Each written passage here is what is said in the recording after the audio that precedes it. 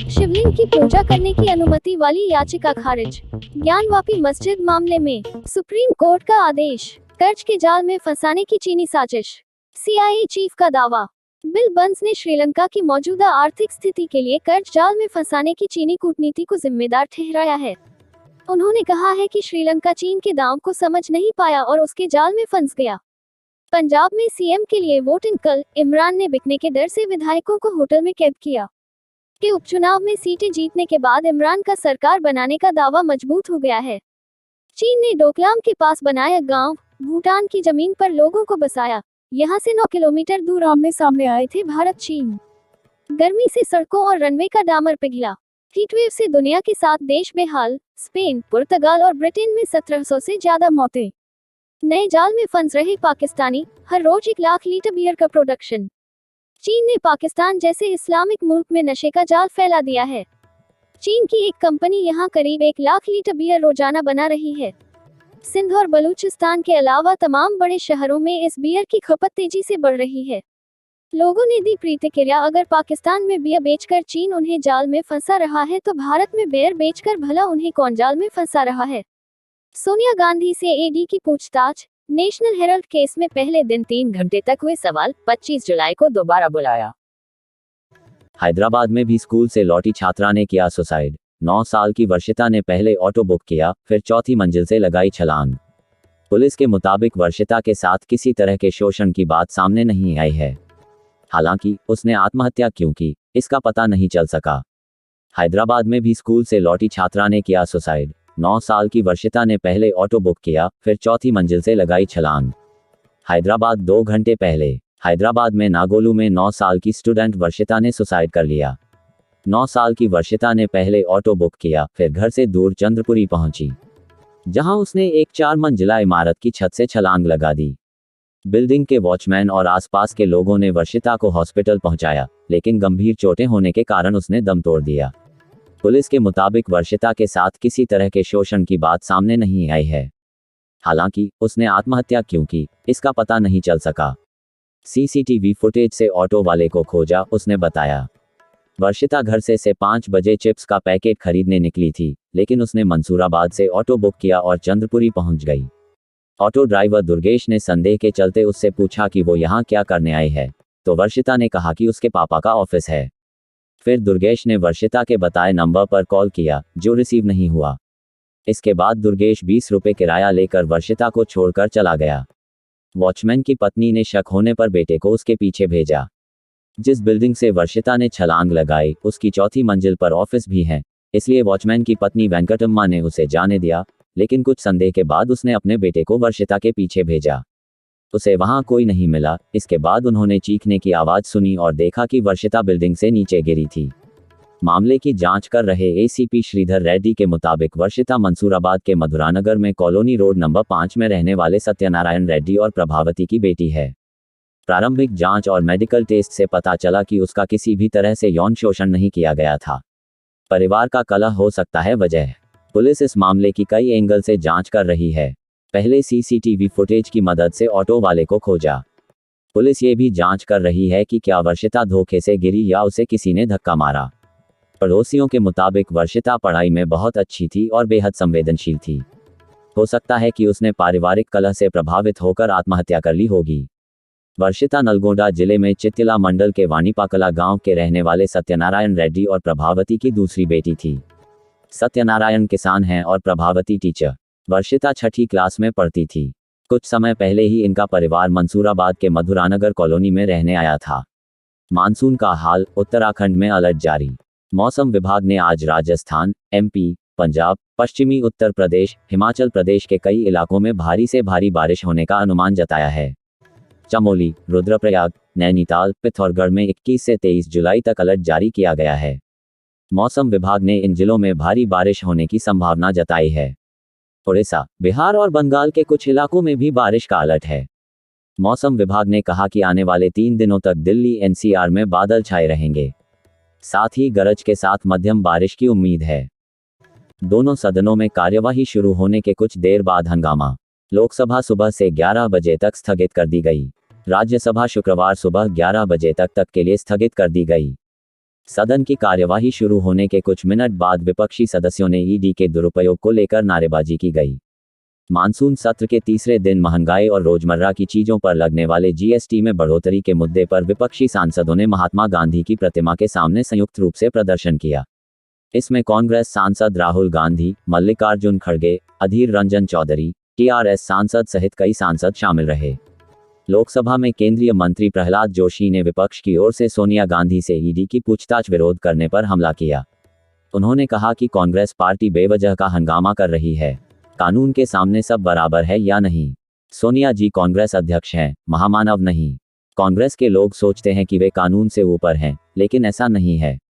लोकसभा और राज्यसभा में सभी विपक्षी दलों के नेताओं ने आज संसद में विपक्ष के नेता मल्लिकार्जुन खड़गे के ऑफिस में मुलाकात की। इससे पहले सांसद गौरव गोगोई ने केंद्र सरकार की ओर से प्रवर्तन निदेशालय और केंद्रीय जांच ब्यूरो के दुरुपयोग को लेकर लोकसभा में स्थगन प्रस्ताव दिया। कांग्रेस सांसद मनिकम टैगोर ने लोकसभा में नोटिस दिया। कांग्रेस सांसद मनिकम टैगोर ने ईडी के दुरुपयोग, विपक्षी नेताओं के खिलाफ राजनीतिक प्रतिशोध पर चर्चा करने के लिए लोकसभा में स्थगन प्रस्ताव दिया। कांग्रेस सांसद केसी वेणुगोपाल ने राज्यसभा में नोटिस दिया। वहीं कांग्रेस सांसद केसी वेणुगोपाल ने सत्तारूढ़ दल द्वारा कई राजनीतिक दलों के प्रमुख नेताओं को निशाना बनाने और परेशान करने के लिए ईडी, सीबीआई और आयकर विभाग सहित देश में केंद्रीय एजेंसियों के दुरुपयोग के मुद्दे को लेकर राज्यसभा में स्थगन प्रस्ताव दिया। प्रशासन ने चाय नाश्ते की गुमटी गिरा दी। एमपी में चाय वाले ने डिप्टी कलेक्टर को पीटा। मंदसौर में स्टंटबाज को समझा रहा था अफसर, गुमटी वाले ने कर दी मारपीट, प्रशासन ने दुकान तोड़ी। मध्य प्रदेश के मंदसौर में कृषि मंडी इलाके के मेन रोड पर गुमटी वाले एक दंपति की ओर से डिप्टी कलेक्टर से मारपीट का मामला सामने आया है। जब उन्हें पता चला कि वे अफसर हैं तो उनसे माफी मांगी। हालांकि डिप्टी कलेक्टर ने दोनों के खिलाफ एफआईआर दर्ज करवा दी, लेकिन उससे पहले ही प्रशासन ने दंपति की चाय की गुमटी तोड़ दी। सुप्रीम कोर्ट ने पलटा हाई कोर्ट का फैसला। गर्भपात सिर्फ इसलिए नहीं रोक सकती कि महिला शादीशुदा नहीं। सुप्रीम कोर्ट ने गुरुवार को दिल्ली हाई कोर्ट के एक फैसले का पलटते हुए अविवाहित महिला को 24 हफ्ते की प्रेगनेंसी को खत्म करने का आदेश दे दिया। Justice DY Chandrachud, justice Suryakant Tripathi और जस्टिस एएस बोपन्ना की बेंच ने कहा कि महिला शादीशुदा नहीं है, केवल इस वजह से उसे गर्भपात करवाने से नहीं रोका जा सकता। मामला दिल्ली हाई कोर्ट में था, जहां 15 जुलाई को कोर्ट ने अबॉर्शन पर रोक लगा दी थी। कोर्ट ने कहा था कि सहमति से गर्भवती होने वाली अविवाहित महिला medical termination of pregnancy (MTP) rules 2003 के तहत अबॉर्शन नहीं करवा सकती। सुनवाई के दौरान दिल्ली हाई कोर्ट की बेंच ने मौखिक टिप्पणी में कहा था कि इस स्तर पर अबॉर्शन बच्चे की हत्या के समान होगा। वहीं दिल्ली हाई कोर्ट के मुख्य न्यायाधीश की अगुवाई वाली बेंच ने बच्चे को गोद लेने के लिए उसे जन्म देने का सुझाव दिया था। मुख्य न्यायाधीश सतीश चंद्र शर्मा ने कहा था, तुम बच्चे को क्यों मार रही हो? बच्चे को गोद लेने वालों की एक बड़ी कतार मौजूद है। इसी फैसले के खिलाफ सुप्रीम कोर्ट ने सुनवाई की और कहा कि हाई कोर्ट ने एमटीपी के प्रावधानों को लेकर रोक लगाने में गलत दृष्टिकोण अपनाया था। एक विवाहित और अविवाहित महिला के बीच के अंतर के कारण कानून में मिलने वाली छूट से कोई संबंध नहीं है। 2021 में एमटीपी एक्ट में संशोधन हुआ था। सुप्रीम कोर्ट ने सुनवाई के दौरान कहा कि 2021 में संशोधन के बाद medical termination of pregnancy act में धारा 3 के स्पष्टीकरण में पति के बजाय पार्टनर शब्द का इस्तेमाल किया जाने लगा है। कोर्ट ने ऑर्डर जारी करते हुए यह भी कहा कि हमारा इरादा वैवाहिक संबंधों से उपजी परिस्थितियों को सीमित करने का नहीं है, लेकिन किसी भी अविवाहित महिला को ऐसे हालात में कानूनी सुरक्षा प्रदान की जा सके, इसलिए कानून का हवाला देकर उसे गर्भपात करवाने से रोकना सही नहीं है। महिला ने बताया अबॉर्शन क्यों चाहती है। याचिकाकर्ता ने दिल्ली हाई कोर्ट से फैसला अपने पक्ष में न मिलने के बाद सुप्रीम कोर्ट का दरवाजा खटखटाया, जहां उसने कोर्ट को बताया कि वह 5 भाई बहनों में सबसे बड़ी है। उसके माता पिता किसान हैं। परिवार के पास आजीविका चलाने के साधन भी नहीं है। ऐसे में वह बच्चे की परवरिश और पालन पोषण करने में असमर्थ होगी। पश्चिम बंगाल के कोलकाता में गुरुवार को टीएमसी ने शहीद दिवस रैली का आयोजन किया। इसमें हजारों की संख्या में लोग शामिल हुए। रैली के दौरान बारिश हो गई, लेकिन लोग ममता और अभिषेक को सुनते रहे। कोरोना वायरस महामारी के कारण 2 साल के बाद यह वार्षिक रैली निकाली गई। सफदरजंग अस्पताल के बाहर जन्मा बच्चा, दिन भर परिवार एडमिशन के लिए जूझता रहा, पूरी रात इंतजार किया, डिलीवरी होने लगी तब आई न्यूज़। शेयर बाजार में हरियाली बरकरार, सेंसेक्स 284 अंकों पर, निफ्टी 16,600 के पार पहुंचा। उत्तर प्रदेश सरकार अपने कार्मिकों को कार्मिक नहीं, बल्कि परिवार का एक हिस्सा मानती है। हमारी सरकार इसी भाव के साथ उनके साथ कार्य, व्यवहार और संवाद भी करती है। योगी आदित्यनाथ ने कहा, हमने तय किया है आगामी 27 जुलाई, 3 अगस्त, 17 अगस्त, 31 अगस्त, 14 सितंबर और 28 सितंबर को जनभागीदारी से मध्य प्रदेश में वैक्सीनेशन महाअभियान चलाया जाएगा। सभी नवनिर्वाचित जनप्रतिनिधियों से भी अपील है कि आपके क्षेत्र में एक भी पात्र नागरिक बिना वैक्सीनेशन के न रहे, सीएम मध्य प्रदेश ने कहा। भारी बरसात से गिरी मकान की छत, एक ही परिवार के 4 सदस्यों की मौत, एक घायल। बुधवार रात हुई तेज बारिश के चलते पटियाला के पातड़ा में गुरुवार सुबह मकान की छत गिरने से एक परिवार के 4 सदस्यों की मौत हो गई, जबकि 5वां गंभीर रूप से घायल हो गया। मृतकों की पहचान राजू 42, पत्नी सुनीता 36, बेटे अमन 18 और बेटी उषा 11 के तौर पर हुई है। हादसे में राजू के दूसरे बेटे विकास 15 के सिर में गंभीर चोट लगी है। घायल विकास को तुरंत पातड़ा के सिविल अस्पताल में दाखिल कराया गया। कांवड़ यात्रा 2022 के मद्देनजर मेरठ जिला प्रशासन ने दिल्ली मेरठ एक्सप्रेसवे पर दिल्ली की ओर से आने वाले सभी बड़े वाहनों पर रोक लगा दी है। यहां से गुजरने वाले ट्रैफिक को डायवर्ट कर दिया गया है। पार्थ इंडिया के मैनेजर कैलाश चंद ने बताया कि मेरठ से दिल्ली जाने वाले और दिल्ली से मेरठ आने वाले कांवड़ियों से टोल की वसूली नहीं की जाएगी। मेरठ डीएम दीपक मीना ने कांवड़ियों की सुरक्षा के लिए सीसीटीवी कैमरे लगाने के निर्देश दिए हैं। वहीं बागपत में भी कांवड़ यात्रा पर 200 कैमरों की निगरानी रहेगी। साथ ही कांवड़ियों की स्वास्थ्य व्यवस्था की भी देखभाल की जाएगी। मेरठ के मुख्य विकास अधिकारी शशांक चौधरी ने बताया कि कांवड़ियों के लिए पानी पीने के लिए हैंडपंप की मरम्मत पूरी की जा चुकी है। हैंडपंप पर अगले हैंडपंप की दूरी भी लिखी गई है। इससे कांवड़ियों को परेशानी नहीं होगी। साइन बोर्ड भी गंगनहर पटरी पर लगा दिए गए हैं, जिससे कोई रास्ता नहीं भटकेगा। वहीं 24 घंटे तक चलने वाले कंट्रोल रूम का नंबर भी चस्पा कर दिया गया है। परेशानी होने पर तुरंत सूचना दी जा सके। इसके अलावा विकासखंड रोहटा के अंतर्गत गंगनहर पटरी पर जटपुरा से भोला झाल तक सीसीटीवी कैमरे लगाए गए हैं। कांवड़ शिविरों में सफाई कर्मचारियों की तैनाती कर दी गई है। मोबाइल टॉयलेट की व्यवस्था की गई है। शिविरों में डिस्पोजल वेस्ट गड्ढा तैयार किया गया है। इन सभी कार्य को ग्राम पंचायत द्वारा कराया गया है। आईजी प्रवीण कुमार और एसएसपी रोहित सिंह सजवान, जिलाधिकारी दीपक मीना ने बुधवार को कांवड़ मार्ग का निरीक्षण किया। अधिकारियों ने पल्लवपुरम फ्लाईओवर, रोहटा, हापुड़ अड्डा, शास्त्रीनगर एल ब्लॉक, घंटाघर, बेगमपुल आदि क्षेत्रों में भ्रमण कर व्यवस्थाओं का जायजा लिया। कांवड़िए की सेवा करते पुलिस कर्मियों की तस्वीरें भी सामने आ रही हैं। वहीं मुजफ्फरनगर के जिलाधिकारी ने कांवड़ ड्यूटी में लापरवाही बरतने वाले अधिकारियों पर कड़ी कार्यवाही की है।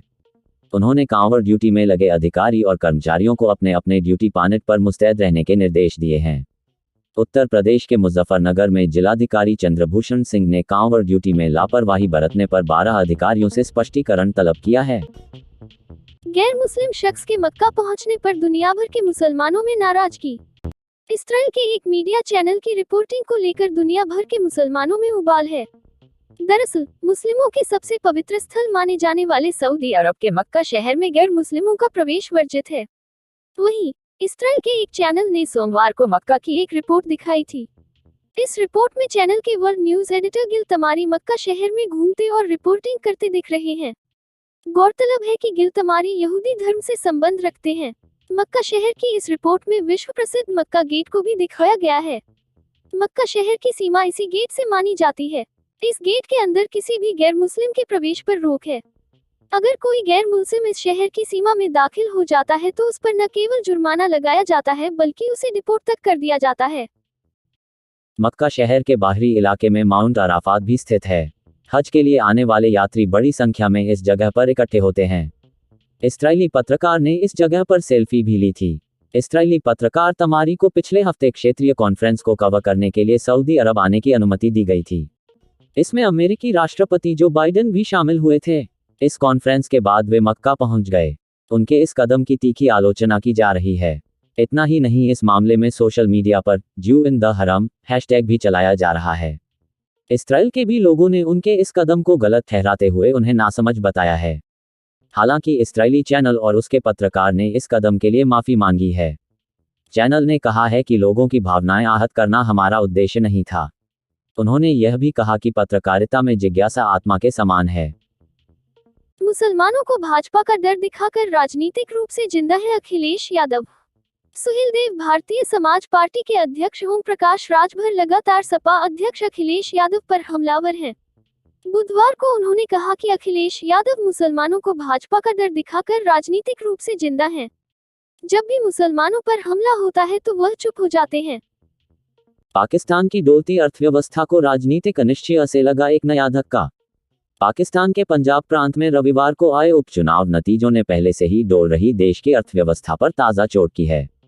नए पैदा हुए अनिश्चय के कारण सोमवार से पाकिस्तानी रुपये की कीमत में गिरावट का नया दौर आ गया है। शेयर बाजारों में भी गिरावट का रुख देखने को मिला है। बाजार विश्लेषकों के मुताबिक 15 जुलाई को नया कर्ज पाने के लिए अंतर्राष्ट्रीय मुद्रा कोष से पाकिस्तान का समझौता हो जाने की खबर आने के बाद डॉलर की तुलना में रुपये की कीमत में ठहराव आया था, लेकिन सोमवार को रुख को पलट गया। 2 बेटों और पति की मौत से टूट गई थी द्रौपदी मुर्मू, अपने घर को ही स्कूल में बदल दिया था। देश को आज नया राष्ट्रपति मिल जाएगा। मतगणना जारी है। उम्मीद की जा रही है कि शाम 4 बजे तक नतीजे आ जाएंगे। एनडीए की उम्मीदवार द्रौपदी मुर्मू का पलड़ा भारी बताया जा रहा है और उनकी जीत लगभग तय मानी जा रही है। हालांकि विपक्ष के उम्मीदवार यशवंत सिन्हा ने भी कोई कोर कसर नहीं छोड़ी है। द्रौपदी मुर्मू देश की पहली आदिवासी महिला राष्ट्रपति होंगी। 2022 में शिखर धवन होंगे टीम इंडिया से 7वें कप्तान। इन टीमों ने बदले एक ही साल में 6 से ज्यादा कप्तान। अधीर रंजन के बयान पर भड़के सुब्रमण्यम स्वामी, कांग्रेस नेता को बताया सुपर इडियट। लोकसभा में नेता प्रतिपक्ष अधीर रंजन चौधरी प्रवर्तन निदेशालय को लेकर दिए गए अपने बयान के बाद विवादों में आ गए हैं। उन्होंने कहा कि केंद्रीय एजेंसी को मोदी सरकार ने बेवकूफ बनाकर रख दिया है। इस बयान पर बीजेपी सांसद सुब्रमण्यम स्वामी ने भड़कते हुए अधीर रंजन को सुपर इडियट बताया है। उन्होंने तर्क दिया कि ईडी के निदेशक का चुनाव मुख्य न्यायाधीश, प्रधानमंत्री और नेता प्रतिपक्ष द्वारा किया जाता है, इसलिए अधीर रंजन सुपर इडियट हुए। बता दें कि नेशनल हेराल्ड मनी लॉन्ड्रिंग मामले में कांग्रेस की अध्यक्ष सोनिया गांधी से गुरुवार 21 जुलाई 2022 को प्रवर्तन निदेशालय ने पूछताछ की, जिसे लेकर कांग्रेस भड़की हुई है। वहीं बीजेपी प्रवक्ता शहजाद पूनावाला ने भी कांग्रेस नेता के इस बयान पर कड़ी आपत्ति जताई है। उन्होंने कहा कि यह दिखाता है कि कांग्रेस कानूनी नियमों का बिल्कुल सम्मान नहीं करती है।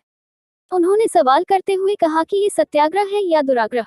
पूनावाला ने कहा कि भ्रष्टाचार में लिप्त परिवार को बचाने के लिए केंद्रीय एजेंसी के लिए ऐसे अभद्र शब्दों का प्रयोग करने की कोशिश की गई है।